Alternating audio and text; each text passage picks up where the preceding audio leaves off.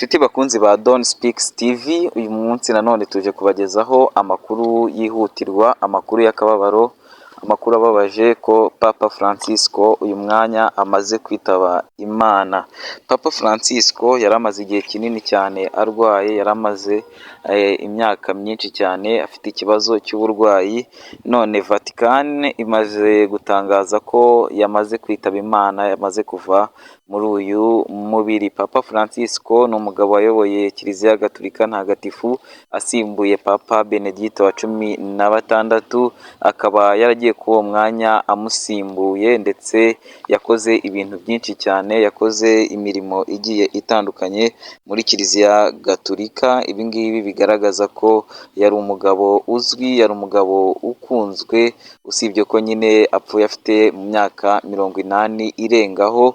Yari umugabo wakoze ibigiye bitandukanye muri Kiliziya Gatolika, aho hari n'amategeko amwe n'amwe yagiye ahindura, byinshi yagiye ahindura mu mibereho y'abakirisitu ba Kiliziya Gatolika. Yapfuye rero amaze igihe ahuye, yamaze iminsi mikeya ahuye na Visi Perezida wa Leta Zunze Ubumwe za Amerika, bajya kuganira ndetse areba n'ubuzima bwe uko buhagaze. Ibyo ngibyo bigaragaza ko yari umugabo ukomeye ndetse ukorana n'ibihugu, ukorana n'amahanga mu buryo bugiye butandukanye. Muri rusange twabwira abakristo muri rusange ko bakwiye kwihangana kuba Papa Francisco yitabye Imana kuri iyi tariki ya 21 z'ukwezi kwa 4 2025. Papa Francisco yitabye nyuma y'uko abakristo ku munsi w'ejo ku itariki 20 z'ukwa 4 2025 bari barimo bizihiza Pasika, bishimira Pasika, izuka rya Yesu Kristo wabambwe ku musaraba,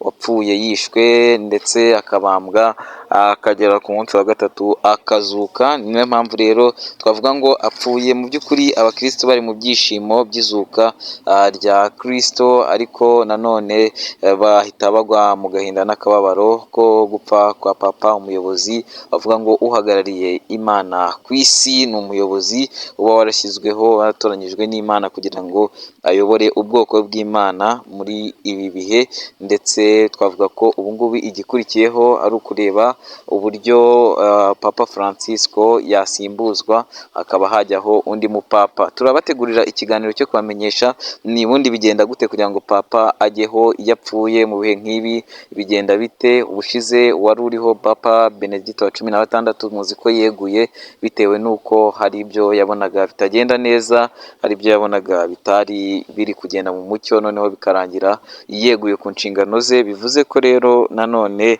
ubu ngubu haribazwa igikorwa haba iki kugira ngo Papa asimbuzwe, habe hashyirwaho undi mu gihe habayeho urupfu nk'uru rutunguranye. Tugiye kubategurira ikindi kiganiro mu gihe gitoya kiri imbere kigaruka ku buzima bwa Papa, igihe yagiriye ku buyobozi bwa Kiliziya Gatolika, igihe yavukiye, ndetse tunagaruke ku byinshi byagiye bimuranga, tugaruke ku bintu bigiye bitandukanye byagiye biranga Papa Francisco muri iki gihe cyose yari amaze kuri ubu buyobozi bwa Kiliziya Gatolika.